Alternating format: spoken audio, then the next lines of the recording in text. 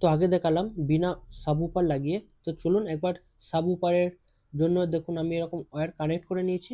Connect করে এরকম subwoofer হিসেবে এরকম একটা স্পিকার আমরা নিয়ে নিয়েছি। তো চলুন এটাকে বাজিয়ে দেখাই যে সাবউফার লাগালে কেমন বাজতে পারে।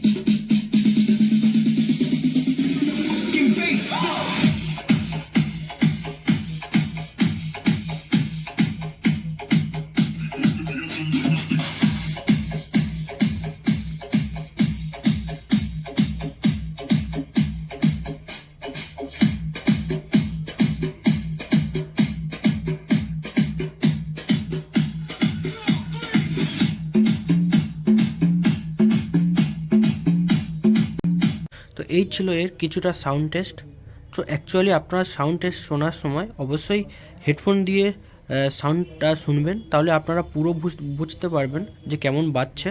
তো এই যে বক্সগুলো দিয়ে এটা অ্যাকচুয়ালি সাউন্ড বার হলো, আর এটা হচ্ছে এর উপর। সেই কারণে আমি এটা উপর লাগানোর পরে আপনাদেরকে প্র্যাকটিক্যালি দেখাতে পারলাম যে অ্যাকচুয়ালি কেমন এই যে বোর্ড থেকে আপনারা সাউন্ড বার কিংবা হোম থিয়েটারের মতো বাজালে কেমন বাজবে। তো আমি এটা 12 ভোল্ট ইউজ করেছি ভিতরে। তো আপনারা নিশ্চয়ই একটা ধারণা হয়ে গেছে যে এই বোর্ড দিয়ে আপনারা কীরকম বক্স বাজাতে পারবেন। যদি বা উপর বাজান তাহলে 3 থেকে 4 ইঞ্চি স্পিকার বাজাবেন, তারপর তার উপরে আপনারা এরকম উপর লাগাতে পারবেন। উপর লাগালে আপনারা তার রেজাল্ট অনেকটা ভালো পাবেন। আর এই উপর দিয়ে আরও যদি আপনারা এখানে 6 ইঞ্চি স্পিকার বাজাতে চান তাহলে অবশ্যই 12 ভোল্টের বদলে 24 ভোল্ট পাওয়ার দেবেন, তাহলে বেটার রেজাল্ট পাবেন এই বোর্ড থেকে। তো আজকের ভিডিও এই পর্যন্ত ছিল। যদি বা ভালো লেগে থাকে অবশ্যই লাইক করবেন, আর এরকম নতুন নতুন ভিডিওর জন্য আমার চ্যানেল সাবস্ক্রাইব করে আপনারা দেখতে থাকবেন। তো দেখা হবে নতুন ভিডিওতে। এরকম এই যে বোর্ড, এটাকে ফুল ফিনিশিং করব, আর এর মধ্যে আমি স্পিকার চেঞ্জ করব, আর এই যে উপরটাকে আমরা বক্সের মধ্যে বানাবো। তো তখন আপনারা আরও ভালোভাবে রেজাল্ট দেখতে পাবেন যে অ্যাকচুয়ালি যে সাউন্ড বার আর এই যে উপর বক্স মানে হোম থিয়েটার 2.1 কেমন বাজবে।